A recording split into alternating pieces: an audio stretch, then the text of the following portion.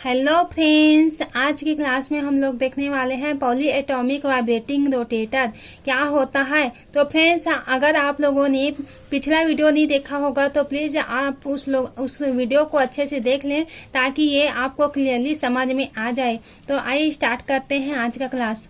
Poly atomic vibrating rotator क्या होता है, इसको हम लोग देखते हैं। जब किसी पॉली एटॉमिक मॉलिक्यूल लेते हैं उसमें रोटेशन होता है। जब उसका बॉन्ड लेंथ चेंज नहीं होता है, इस पॉली एटॉमिक रोटेटिंग मॉलिक्यूल में आउटवर्ड फोर्स लगता है।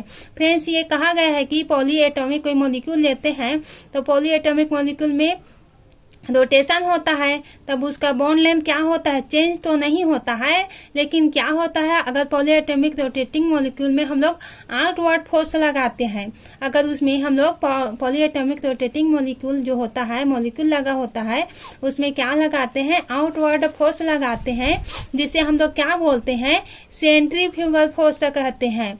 और सेंट्रीफ्यूगल फोर्स अगर इसमें इंक्रीज करते हैं तो क्या होता है, बॉन्ड जो होता है रिजिड नहीं होता है और उसका बॉन्ड लेंथ चेंज हो जाता है, जिससे मॉलिक्यूल में वाइब्रेशन स्टार्ट हो जाता है। इस तरह से वाइब्रेशन जो होता है, इसी को हम लोग क्या बोलते हैं, पॉली एटॉमिक वाइब्रेटिंग रोटेटर बोलते हैं। फ्रेंड्स, एक बार और रिकैप कर लेते हैं ताकि आप लोगों को क्लियरली समझ में आ जाए। क्या होता है, पॉली एटॉमिक मॉलिक्यूल लेते हैं, उसमें रोटेशन होता है। रोटेशन होता है, अगर उसका बॉन्ड लेंथ चेंज नहीं होता है तो क्या करेंगे, पॉली एटॉमिक रोटेटिंग मॉलिक्यूल में आउटवर्ड फोर्स लगाएंगे, यानी बाहर से कोई फोर्स लगाएंगे, बल लगाएंगे। तो उसमें क्या होता है, उसी को ही हम लोग सेंट्रीफ्यूगल फोर्स कहते हैं। अगर सेंट्रीफ्यूगल फोर्स इंक्रीज करेंगे तो जो बॉन्ड रिजिड नहीं होता है और उसका बॉन्ड लेंथ जो होता है वो चेंज हो जाता है, जिससे मॉलिक्यूल में वाइब्रेशन स्टार्ट हो जाता है। इसी को ही हम लोग क्या बोलते हैं, पॉली एटॉमिक वाइब्रेटिंग रोटेटर बोलते हैं। और इसका फॉर्मूला फ्रेंड्स ये होता है, if molecule rigid, energy formula होता है ई आर रोटेशन जो होता है equal B J plus 1। But actually में क्या होता है, मॉलिक्यूल रिजिड नहीं होता है और उसके बीच का बॉन्ड इलास्टिक हो जाता है। अब नॉन रिजिड मॉलिक्यूल, ये सब को मैंने आप लोगों को वीडियो में बता चुका है friends. Simple harmonic oscillator, harmonic oscillator, उसके फॉर्मूला के बारे में मैंने डिटेल में पहले वाले वीडियो में मैंने आप लोगों को बता चुका है, तो उसको आप लोग उससे पहले देख लें। तो हार्मोनिक ऑक्सीलेटर क्या होता है, इसको रिकेप कर लेते हैं ताकि आप लोगों को थोड़ा बहुत समझ में आइडिया हो जाए कि क्या होता है। हार्मोनिक ऑक्सीलेटर में एक मॉलिक्यूल होता है, एक मॉलिक्यूल होता है फिक्स होता है और दूसरा मॉलिक्यूल होता है वो वाइब्रेट करने लगता है। इसी को हम लोग क्या बोलते हैं, हार्मोनिक ऑक्सीलेटर कहते हैं। तो एनर्जी फॉर्मूला क्या होता है फ्रेंड्स, ये होता है E R equal B J plus 1 minus D J का वर्ग और जे प्लस 1 का होल स्क्वायर। तो ये होता है। तो इसको हम लोग याद कैसे करते हैं फ्रेंड्स, आप लोग को क्लियरली याद हो जाए ऐसा मैं आप लोगों को बता रही हूँ। जैसे कि याद होता है इक्वल बी जे, अगर जे प्लस 1 होता है, इसको हम लोग याद कर लेंगे, इतना हम लोग को याद कर लेंगे तो ये आसानी से हो जाएगा। जे प्लस 1 में हम लोग क्या बोल देंगे, माइनस डी जे का स्क्वायर लेंगे और जे प्लस 1 को क्या होल स्क्वायर कर देंगे पीछे में, तो ये हम लोगों को फार्मूला अच्छे से याद हो जाएगा। मॉलिक्यूलर बॉन्ड इलास्टिक होने के कारण उसमें वाइब्रेशन होता है, जिसे हम हार्मोनिक ऑक्सीलेटर द्वारा समझते हैं। फ्रेंड्स, मैंने रिकेप भी किया है अभी कि हार्मोनिक ऑक्सीलेटर क्या होता है, एन हार्मोनिक ऑक्सीलेटर क्या होता है। एन हार्मोनिक ऑक्सीलेटर में क्या होता है फ्रेंड्स, बीच का बॉन्ड को ब्रेक, मतलब उसका जो बॉन्ड होता है उसका बॉन्ड को हम लोग ब्रेक करवाते हैं।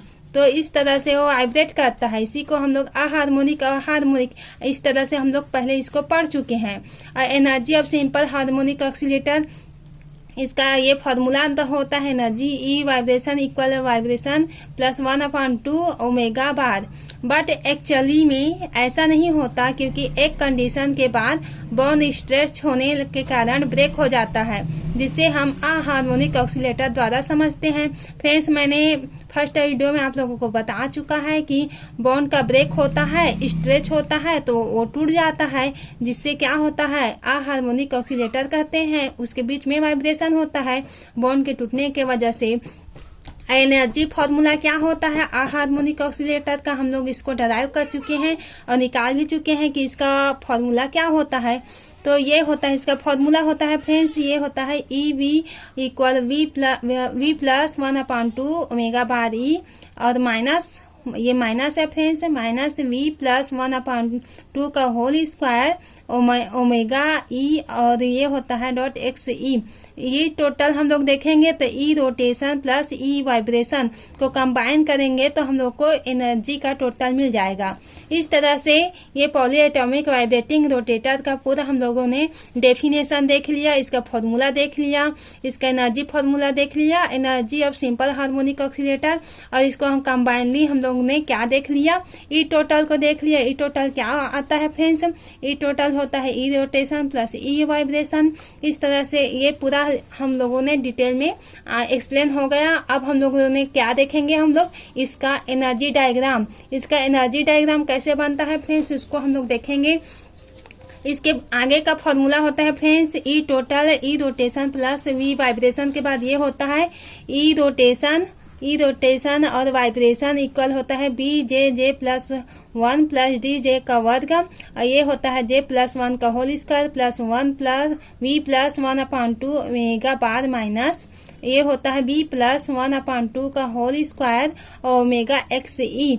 ये किसका होता है फॉर्मूला, ये टोटल फॉर्मूला होता है फ्रेंड्स हम लोगों का। किसका होता है, ये पूरा ये यहाँ तक पूरा कनेक्टेड रहेगा फ्रेंड्स। तो ये इसका पूरा फॉर्मूला का होता है ई रोटेशन और वाइब्रेशन, मतलब रोटेशन वाइब्रेशन का ये टोटल फॉर्मूला होता है फ्रेंड्स। इसे आप लोग अच्छे से याद कर लेना, ये हर साल एग्जाम में पूछे जाने वाला क्वेश्चन है, इसलिए आप लोगों के लिए क्वेश्चन को लाई हूँ। इसका नेगलेक्ट द डी जे का स्क्वायर जे प्लस 1 का होल स्क्वायर, ये क्या होता है, प्रोबेबिलिटी बताता है, मतलब प्रोबेबिलिटी है कि हो सकता है, इससे 0.01 का % होता है। ई रोटेशनल वाइब्रेशन, इसको हम लोग जो ये आया हुआ है इसको हम लोग इस प्रकार भी लिख सकते हैं।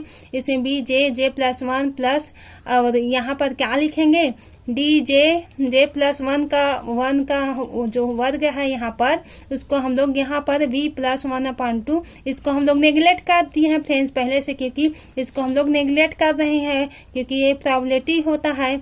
तो ये इसको हम लोग नेग्लेक्ट करेंगे तो क्या आता है, v plus 1/2 omega bar minus v plus 1/2 का होल स्क्वायर ओमेगा एक्स ई इस प्रकार से यह आता है। और अब हम लोग देखेंगे एनर्जी लेवल डायग्राम। इसका एनर्जी डायग्राम होता है फ्रेंड्स, एनर्जी डायग्राम आप लोग इसे अच्छे से ड्रा कर लेंगे। ये एनर्जी डायग्राम होता है किसका, पॉली एटॉमिक वाइब्रेशन मॉलिक्यूल का, जिसका फिगर होता है ये। इसमें क्या होता है, एनर्जी का क्रम होता है, ग्राउंड स्टेट होता है फ्रेंड्स। ग्राउंड स्टेट में हम लोग पहले क्या लेंगे, 0 से स्टार्ट करेंगे। 0 से ये 1 का होता है, 2 का होता है, ये 3 का होता है। इस प्रकार ये v इक्वल 0 होता है, जिसे हम लोग ओवरटोन बोलते हैं या फंडामेंटल बोलते हैं वाइब्रेशन। यहाँ पर रोटेशन वाइब्रेशन होता है।